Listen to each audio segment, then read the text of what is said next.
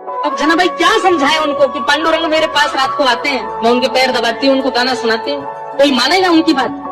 पुजारियों ने कहा यही चोरनी है, इसी ने चोरी की है, इससे कुछ पूछना नहीं है, इसका मुंह बांध दो और इसको सूली पे चढ़ा दो। और यही किया, मुख बांध दिया, एक शब्द नहीं सुना उनका, और तभी सूली तैयार करके जनाबाई को चढ़ाने लगे। तो एक पुजारी जी बोले, ये जना तेरी कोई अंतिम इच्छा है?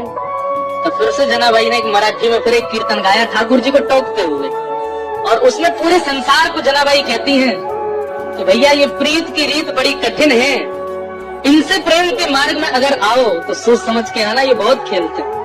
आज मैं ऐसी स्थिति में लाके खड़ी कर दी हूँ, कहाँ रात में आ करके मेरे साथ में खेलते हैं, मेरे साथ भोजन करते हैं, मेरे पद सुनते हैं, और अब मुझ पर चोरी का इल्जाम लगा के सूली पे चढ़वा रहे हैं, और खुद मंदिर में अपनी पूजा करवा रहे हैं, देखने तक नहीं आ रहे मेरी ओर।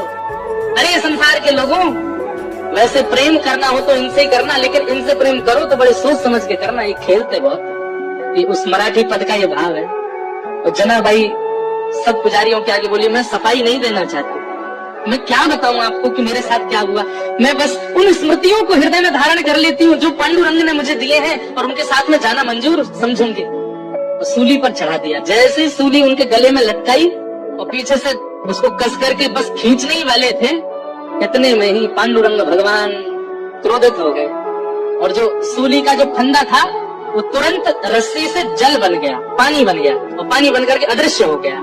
जैसे ही अदृश्य हुआ, श्री नामदेव जी महाराज तुरंत पहुंचे, उन्होंने जाकर के सब पुजारियों से कहा, बोले पांडुरंग भगवान बड़े क्रोध में हैं, मंदिर में भी बड़े क्रोध में दिखाई दे रहे हैं, वे जनाबाई को ये दंड नहीं दिलवाना चाहते, निश्चित ही कोई अंतरंग लीला है। अरे इतने घेराबंदी में ठाकुर जी रहते हैं, ये छोटी सी लाली कैसे चली जाएगी अंदर, तुमने सोचा?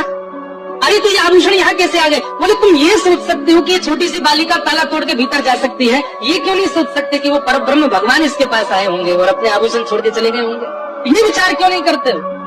लेकिन बंधु, उसके बाद जनाबाई बड़ी हताश हो गई, सबने क्षमा मांगी, लेकिन जनाबाई बोले नहीं, अब पांडुरंग मुझे बुला रहे हैं और मैं जा रही। तो तुरंत वहां से निकली, पीछे लोग भागे, लेकिन फिर वो दिखाई नहीं दे, ठाकुर जी उनको लेकर के प्रस्थान कर गए।